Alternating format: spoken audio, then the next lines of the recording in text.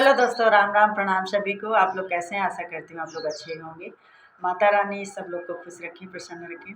आज आप लोग को एक तिलक गारी गीत सुनाने चले हूँ, माँ बेटी मिलकर। तो आप लोग बताइएगा कैसे लगता है हम लोग का। तो सुनिए। तनी खाला ए सरऊ मटर पनीर, तनी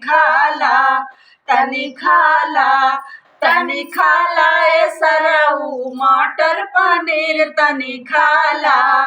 बटे बम्पर सिस्टम नहीं कर शरम, मिले पूरी गरम, तनी खाला ए सरऊ मटर पनीर, तनी खाला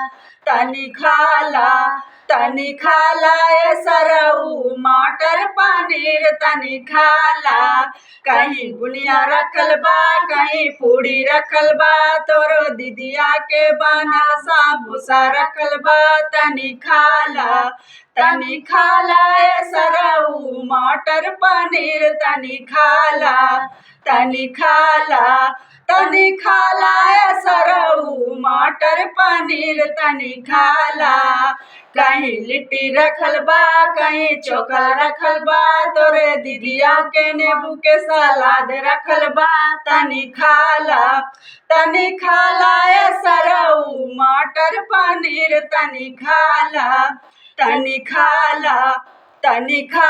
ए सरऊ मटर पनीर, तनी खाला।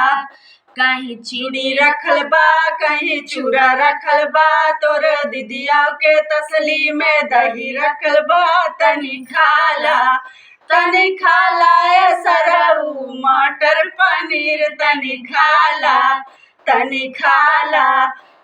खाला ए सरऊ मटर पनीर, तनी खाला।